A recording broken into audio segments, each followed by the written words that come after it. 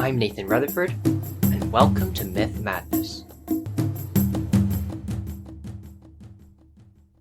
Over the last 2 episodes, I retold portions of the epic poem The Argonautica by Apollonius of Rhodes. This poem is the best source we have today for the story of the hero Jason and his quest to retrieve a fabulous treasure, the Golden Fleece. He wasn't alone in this adventure, and was accompanied by a whole crew of Greek heroes, called the Argonauts, some of whom I've already talked about in previous episodes, and others who I will cover in future ones. Before starting their voyage, the heroes already knew the location of the Golden Fleece. In faraway Colchis, it was kept in the possession of the land's king, Aeetes. This episode will cover Jason and the Argonauts' arrival in Colchis, what happened there with Aeetes, and their departure. Up to now, I haven't talked much about Aeetes and Colchis. So who was this King Aeetes? His name means eagle, and he is, actually, not really a human at all. While it's never explicitly said he's deathless, he seems to belong to whatever species the immortal gods belong to.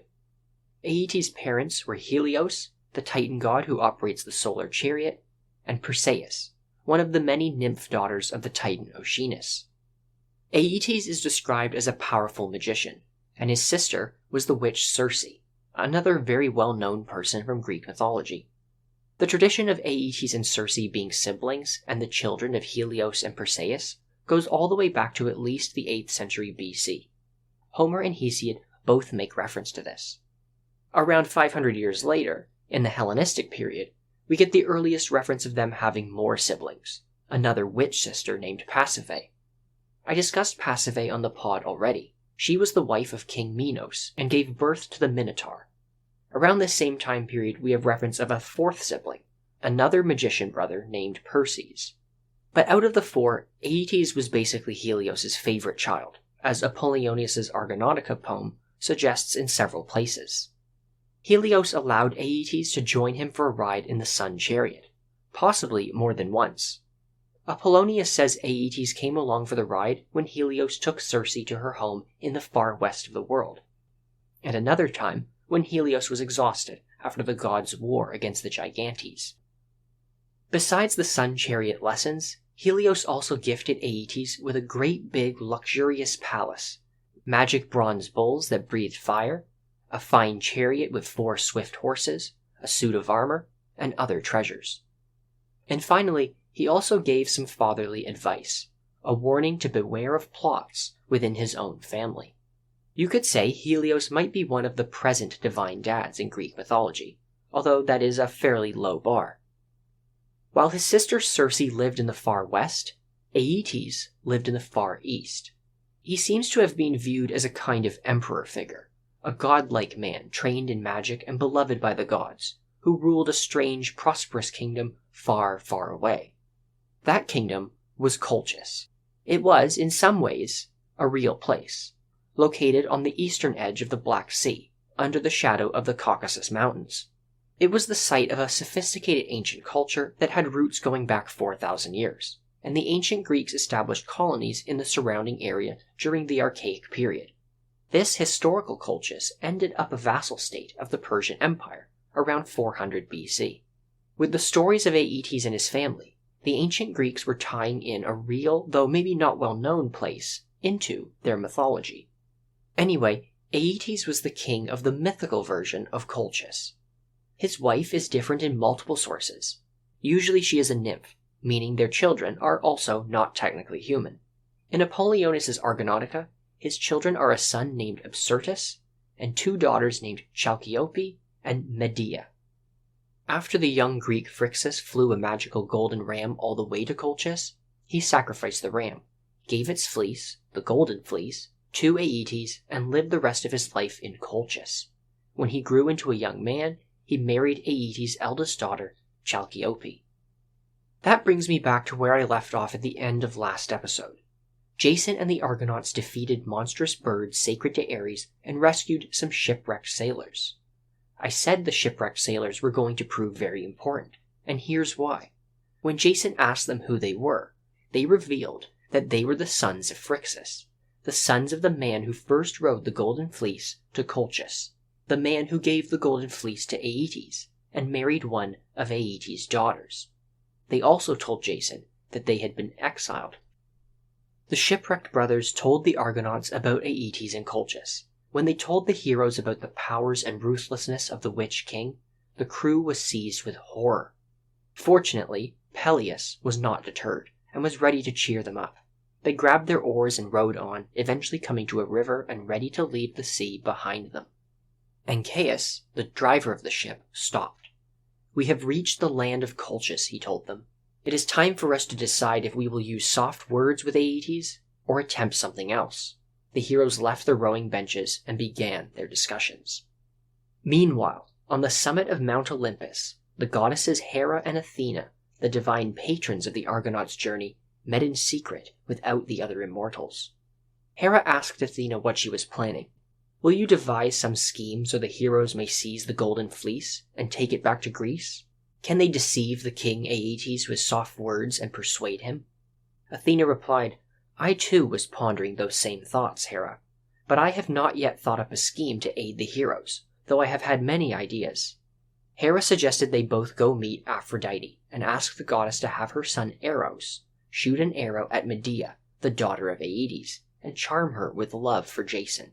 Hera was confident that with the love of Medea, who is a powerful enchantress, her support would allow Jason to return with the fleece.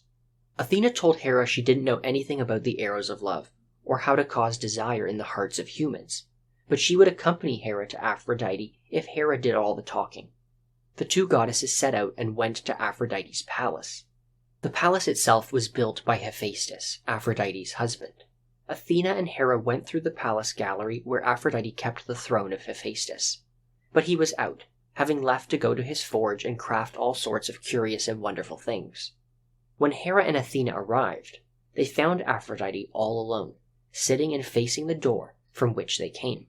Aphrodite sat with her hair covering her white shoulders as she worked it with a golden comb and braided the strands of her hair together. When she saw them approach, she stopped and greeted them, asking fairly sarcastically why such great goddesses had come to see her. Hera said they feared for the lives of the Greek heroes in the quest for the Golden Fleece. Hera told Aphrodite she was especially concerned for Jason. To Hera, Jason must succeed, because first she would not have Peleus escape the terrible end she had in mind for him after he failed to honor her with sacrifice. And second, ever since he met her when she was disguised as an old woman and he lifted her up and carried her on his shoulders across a river, Jason had always been a favorite of hers. Hera told Aphrodite that even if Jason's task was to sail down to the underworld and release Ixion, who in distant days tried to rape Hera, she would still help him. Aphrodite was awed by Hera's resolve, and said she would help, with no favor needed in return. Hera responded that she does not need might or strength, only that Aeetes' daughter be charmed to love Jason. Aphrodite agreed and went to find her son Eros. She found him in a blooming orchard on Olympus, laughing and playing dice. She told him she needed him to do something, and in return she would give him a special ball to play with. So Eros set out from Mount Olympus to do the goddess's work. Back on the deck of the Argo, Jason and the heroes were in the middle of their own scheming. Jason asked the heroes if they would stay in the ship, while he went with the sons of Phrixus and 2 comrades to the palace of Aeetes. There he would try and persuade Aeetes to hand over the fleece as a gift of friendship, and if not, well, they can decide then if they have to resort to battle. The heroes approved of the plan, so Jason took with him the sons of Phrixus, because Aeetes once welcomed their father, and the Argonauts, Telamon and Augeas. As the heroes made their way, Hera spread a thick mist over Colchis, so they would get all the way to the palace without being seen by any of the natives first. Once there, the heroes marveled at the palace with its wide gates and ordered lines of columns. They passed gardens and 4 fountains, flowing with milk, wine, fragrant oil, and warm water. The king lived there with his wife, his son Absyrtus, and his 2 daughters Chalciope and Medea. Medea was not usually in the palace during the day, instead spending her time in the temple of Hecate, where she served as a priestess. But Hera, intending to make sure her plan worked out, ensured Medea stayed at the palace on just the same day Jason and the heroes arrived. While the heroes came in the front door and made their way down the hallways, Medea wandered from room to room. Aphrodite's son, Eros, passed unseen through the palace. He strung his bow and notched an arrow. Moving close to Jason, he fired at Medea, and the arrow burnt down deep into her heart like a flame. She darted glances at Jason, and her heart beat faster and faster. Her soul melted, and her cheeks went pale and then red. Soon Aeetes appeared, and the sons of Phrixus introduced Jason and told the king about the voyage of the Argonauts, and how they had come for the Golden Fleece. Aeetes became angry, and Jason tried to soothe him, telling him that he wouldn't dare to come all this way and ask if it weren't at the command of a pompous king, Pelias. He told Aeetes if he grants their favor, he will tell all the Greeks how glorious Aeetes is. But Aeetes ignored Jason's words, wondering if he should attack and kill the heroes on the spot, or give them a challenge. He decided the challenge was the better way. The king told Jason, "I have 2 bronze bulls who breathe fire out on the plain. I can fit them with a yoke, plow my fields with them, sow the teeth of a dragon, and fight the armed men that grow out of them. If you can do that tomorrow, you may carry off the fleece." Jason looked at the ground and stayed quiet for a long time. Finally, he reluctantly agreed to Aeetes' challenge, and with that, the heroes left the palace. While they walked, Medea watched them go. She could barely stand looking at Jason. He shone with such beauty and grace.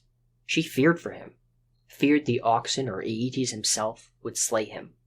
As they walked away, one of the sons of Phrixus whispered to Jason, "You will despise what I have to say, but I have told you about a daughter of Aeetes who uses sorcery. If we could win her support, there would be no reason to fear your defeat in tomorrow's contest. I fear my mother will not accept, but allow me to go back and persuade her." Jason continued walking, taking the time to think. Then he told the son of Phrixus to go get help from his mother, Chalciope. Back at the Argo, Jason told the assembled Argonauts what Aeetes challenged him to do. Pelias, as the Argo's resident cheerleader, immediately encouraged Jason, telling him he would succeed, but if for some reason he couldn't do it, Pelias said he would volunteer. And with that, a few others jumped up too. Telamon, Aeetes, Castor, Polydeuces, and young Meleager all rose up and put themselves forward too. The rest stayed quiet. The sons of Phrixus said aid would come from their mother, who will convince her sister, the enchantress Medea, to help. As they were talking, a dove landed in Jason's lap, and the soothsayer, Mopsus, took it as a sign of the god's will. The heroes relaxed, but Aeetes jumped up angry. He asked the men why they came all this way to call on the help of Aphrodite, instead of the mighty strength of the war god Ares. Aeetes wanted to march, sword drawn, into the palace of Aeetes and take the Golden Fleece at the point of a spear. He was not impressed with the plan to, in his words, beguile weakling girls. Nevertheless, over bloodthirsty Aeetes' objections, that's what the Argonauts decided to do. Meanwhile, back at the palace, Aeetes sat in his council chambers, surrounded by his cronies, captains, and flunkies. He raged against the Argonauts, demanding that the ship and crew be watched over. They planned that once one of them died facing the bulls the following day, the other heroes would be surrounded and destroyed, so not a single Greek would escape from Colchis. Down the hallway, Argus, one of the sons of Phrixus, sneaked Chalciope and tried to gain her help. Chalciope told Argus she was so worried about the well-being of her sons with the Argonauts and thought about getting Medea's help too, but feared she would say no. At the same time, further down the hall, Medea slept in her bedroom but dreamed about helping the heroes. She dreamed that the stranger Jason had accepted the contest not to win the fleece, but to take her away as his wife back to Greece. She dreamed she completed the task herself and overcame the bulls with ease. But in choosing the stranger, her parents were betrayed and shouted at her. She awoke with a start, quivering with fear, and she stared around at the walls of her bedroom. Medea, barefoot and clad in a single robe, decided to go to her sister. She reached the door, but shame held her. She turned away, and then back again, unable to muster the will to go to Chalciope. She tried to go through the door 3 times, and then burst into tears. One of her handmaidens saw the whole thing, and left to go get Chalciope. When her sister arrived and asked what's wrong, Medea told her she was worried about her sister's sons. She feared their father would kill the sons of Phrixus along with the Greek strangers. Chalciope admitted she thought the same thing. She asked Medea if she could devise some trick so the strangers could win the contest. Medea was surprised, but very happy to hear this. Her heart rose and her cheeks blushed. "At dawn I will go to Hecate's temple and use my charms to cast a spell upon the bulls." She waited, worried, and second-guessed herself all night. But at dawn she bathed, rubbed her skin with sweet ointment, put on a robe and a silver veil, gathered her maids, and ordered them to prepare her chariot. From a box she pulled a special herb, the charm of Prometheus. If Hecate was sacrificed to, and a man's body was anointed with the herb, his skin would become invulnerable. Even the sharpest bronze or the hottest flames wouldn't hurt him. She kept the plant close and drove her chariot to Hecate's temple. At the same time, Argus led Jason away from his comrades and brought him to meet Medea at the temple. While Medea waited, she told her handmaids about her plan. Soon Jason appeared. Her heart fell in her chest, a mist covered her eyes, and a blush creeped over her cheeks. Her feet became rooted to the ground. The two stood face to face without a word, without a sound, like two trees. Finally Jason said kind words to her, and Medea gave him the charm. She told him careful instructions on how to use it. Jason thanked her, and then told her he would take her back to Greece and marry her, that nothing would come between their love until the doom of death overcame them both. Medea was going to go to Greece. This was the will of Hera. Medea was a very important part in Hera's plan for the death of Jason's uncle, Pelias. Later, 2 Argonauts, Telamon and Aeetes, went and got the seeds from Aeetes. These seeds were teeth from the monstrous serpent killed by Cadmus so long ago when he founded the city of Thebes. How did Aeetes get these teeth? No idea, but he handed them over to Telamon to take back to the Argo. At night, Jason went on a long walk alone and made a sacrifice to the goddess Hecate. The goddess heard his prayer and appeared, surrounded by snakes and barking hounds, and shining with the glow of countless torches. The countryside trembled with her steps. The wails of nymphs filled the air. Jason was terrified, but he did not run away. In the morning, he steeped Medea's herbs in water and sprinkled the potion on his shield and spear. His comrades tested their strength, but could not bend his spear no matter how hard they tried. Aeetes even tried hacking the spear with his own sword, but couldn't make a scratch. The heroes smiled at each other, happy with the proof the potion was genuine. Jason began sprinkling it over his entire body before leaving for the terrible challenge. When Jason reached the field, Aeetes and his fellow Colchians were already there. It was time for the contest. Jason set his helmet and spear aside and moved forward with his shield. The bulls attacked him with their horns and let loose their fiery breath. The flames engulfed Jason, but the potion protected him. He grabbed one bull by the horns and dragged it with all his strength to where its yoke lay on the ground. With the first bull on its knees, Jason grabbed the other and made short work of that one too. When he was done, the Argonauts Castor and Polydeuces tossed him the yoke, which he tied around the bulls' necks and then fastened them to the plow. And with that, he reached for his helmet, which was filled with the sharp serpent teeth he was required to sew into the ground. Jason put the helmet under his arm and with his spear in the other urged the bulls forward. They raged and roared, belching fire, but began to plow the field. Jason followed, dropping teeth into the furrows and then pushing the soil down with his foot as he went. Once the bulls were done, Jason took a drink of cool, clear water, and by then, the earth-born men were just beginning to sprout from the ground. Following Medea's instructions, and the example of old King Cadmus from so long ago, Jason picked up a rock and threw it into the middle of the earth-born men, and then crouched down to hide behind his shield. The sown men, not seeing where the rock came from, began fighting amongst themselves. They leapt upon each other with loud yells and struck each other with their own spears. After most of them were dead, Jason took his sword and quickly cut down the rest. And with that, the contest was over. Jason had won. On the sidelines, grief struck the heart of Aeetes, and he quickly made his way back to the palace, scheming about how he could still oppose the heroes and refuse them the Golden Fleece. Back at his palace, Aeetes again spent the night with his closest followers, using the long hours to plot treachery against the Argonauts. Hera put more fear into the heart of Medea. Back in her room, she trembled like a small deer who hears the baying of a hunter's hounds. She realized the help she had given Jason was not completely hidden from her father. Her handmaidens knew she was guilty, and one could easily let her secret out. Groaning and pulling her hair, she decided to leave. She kissed her bed and stroked the walls. She cut off a lock of her hair and left it on the bed for her mother to keep. Medea snuck out of her home and dashed barefoot into the night. She was glad to reach the bank of the river and see firelight on the other side. The heroes had spent all night celebrating Jason's victory in the contest. She called out to them, and hearing her voice, Jason and the sons of Phrixus came looking for her. She clasped their knees with both hands and asked them to save her. She told them they should flee before the king mounted his chariot that morning.